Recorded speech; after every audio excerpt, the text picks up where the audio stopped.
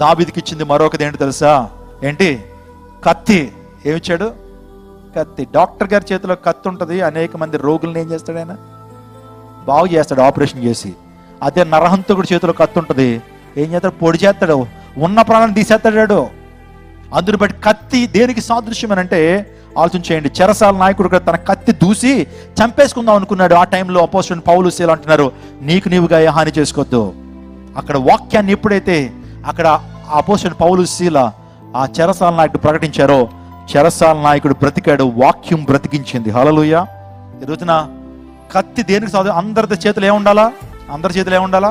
అందరి చేతులు ఏముండాలా? కత్తి మెయింటైన్ చేయండి అందరూ.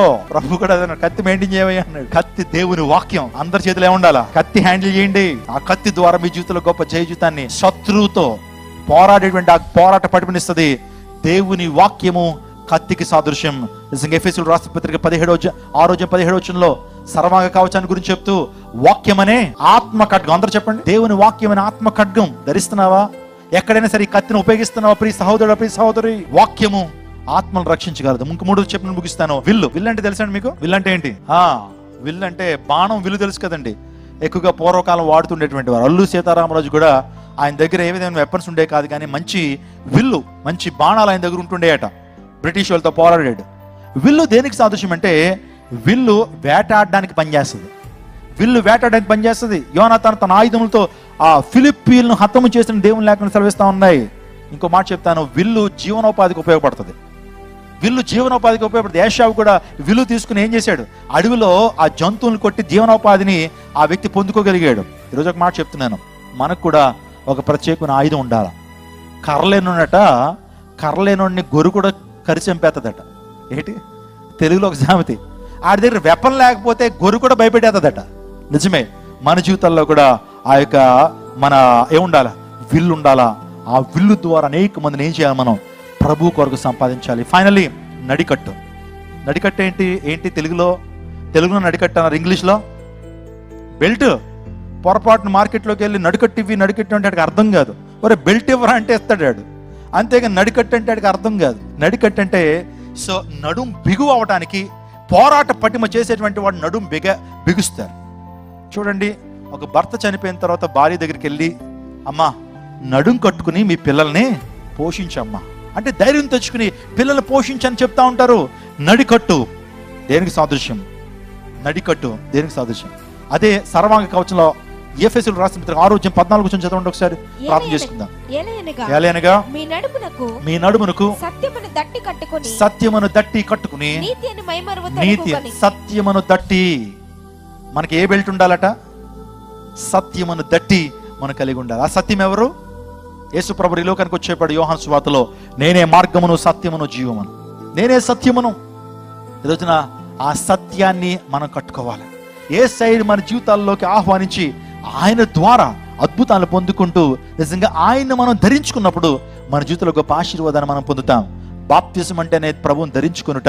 నిజంగా ప్రభువుని సత్యాన్ని మనం ధరించినప్పుడు మన జీవితాల్లో ఉన్నతమైనటువంటి కృపలోకి వస్తాం. పేతురు అంటాడు, మీ మనస్సు అను నడుము కట్టుకుని, మాటలో జాగ్రత్తగా వినాలి మీరు, మీ మనస్సు అను నడుము కట్టుకుని నిబ్బరమైన బుద్ధి గలవారే. ఈరోజున యేసయ్యను మన జీవితాల్లోకి ఆహ్వానించాలి. ఇవి యోనాతాను దావీదుకి ఇచ్చినటువంటి 4 ఇంపార్టెంట్ గిఫ్ట్స్. అవి యేసు ప్రభు వారు కూడా మనకి ఇస్తున్నాడు. దుప్పటిస్తున్నాడు, కత్తిస్తున్నాడు, విల్లిచ్చాడు, అదేవిధంగా నడికట్టిచ్చాడు. వీటితో మనం ఏం చేయాలి తెలుసా? సాతానుతో పోరాడాలి. అనేక మంది ప్రభులోకి నడిపించాలి. మనం ఈ లోకంలో సాక్షాత్కరంగా మనం జీవించాలి. సాక్షులుగా బ్రతికి దేవుని కృపలో వర్ధిల్లాలి. దేవుడు మిమ్మల్ని విడిచిపెట్టి ఉన్నతమైన కృపలోకి నడిపిస్తాడు. దేశం యొక్క ఉన్నతమైన స్థలంలో నిలుపుతాను వాగ్దానం చేశాడు. ఆయన ప్రేమ ఎన్నిటికీ కూడా మారినటువంటిది. ఆయన శాశ్వతమైన ప్రేమతో నేను ప్రేమిస్తాను. అందరికీ శుభవార్త. ప్రతి ఆదివారం 10,000 మంది ఒక చోట చేరి దేవుణ్ణి ఆరాధిస్తున్న జీవం గల దేవుని సంఘం. స్వస్థత, విడుదల, అభిషేకం పొందాలనుకుంటున్నారా? దురాత్మ శక్తుల నుంచి విడుదల కావాలా? ఆర్థిక ఇబ్బందుల నుంచి విడుదల కావాలా? సంతానలేమితో బాధపడుతున్నారా? కుటుంబ సంక్షేమం కొరకు ప్రత్యేక ప్రార్థనలు కోరుకుంటున్నారా? శాంతి లేక ఆత్మహత్య చేసుకోవాలనుకుంటున్నారా? నిజమైన ఖచ్చితమైన వాక్యం చేత బలపడాలని ఆశిస్తున్నట్టయితే రండి. క్రైస్ట్ టెంపుల్ మీ కొరకే. ప్రతి ఆదివారం 4 ఆరాధనలు జరుగుతున్నాయి. మొదటి ఆరాధన ఉదయం 6 గంటలకు, రెండవ ఆరాధన ఉదయం 8 గంటలకు, మూడవ ఆరాధన ఉదయం 10 గంటలకు, నాల్గవ ఆరాధన సాయంత్రం 6:30 జరుగును. స్థలం Christ temple, Mary Stella indoor stadium, Pantakaluva road, NTR circle, Vijayawada. ముఖ్య ప్రసంగికులు ప్రపంచ వ్యాప్తంగా వాక్యమునందించి కోట్లాది మందికి దీవెనకరముగా ఉన్న మన దైవజనులు రెవరెండ్ డాక్టర్ పాల్ ఇమాన్యుయల్ గారు మరియు నిస్సీ పాల్ గారు శక్తివంతమైన సందేశాలను అందించి ప్రతి ఒక్కరి కొరకు ప్రత్యేక ప్రార్థనలు చేయుదురు. హృదయాలను హత్తుకునే అద్భుతమైన స్తుతి ఆరాధన సాక్ష్యాలు, ప్రతి విశ్వాసిపై ప్రత్యేక శ్రద్ధ, గృహ దర్శనాలు, ఇంకా మరెన్నో. ప్రతి ఆరాధనలో వేల మంది ప్రజలు పాల్గొంటూ ఆత్మీయముగా బలపడుచున్నారు. పాటలు, ఆరాధన, వర్తమానముల ద్వారా దేవుని ఆత్మీయ కార్యములు అనేకులు పొందుకుంటున్నారు. విజయవాడ చుట్టుపక్కల ప్రాంతాల నుంచే కాక వందల కిలోమీటర్ల దూరం నుంచి ప్రజలు వచ్చి ఆత్మీయ మేలులు పొందుచున్నారు. ప్రతి ఆదివారం హోలీ కమ్యూనియన్ సర్వీస్.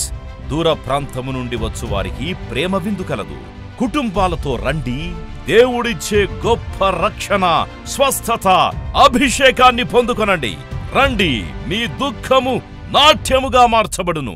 మరిన్ని వివరాలకు సంప్రదించండి 88 6276 777.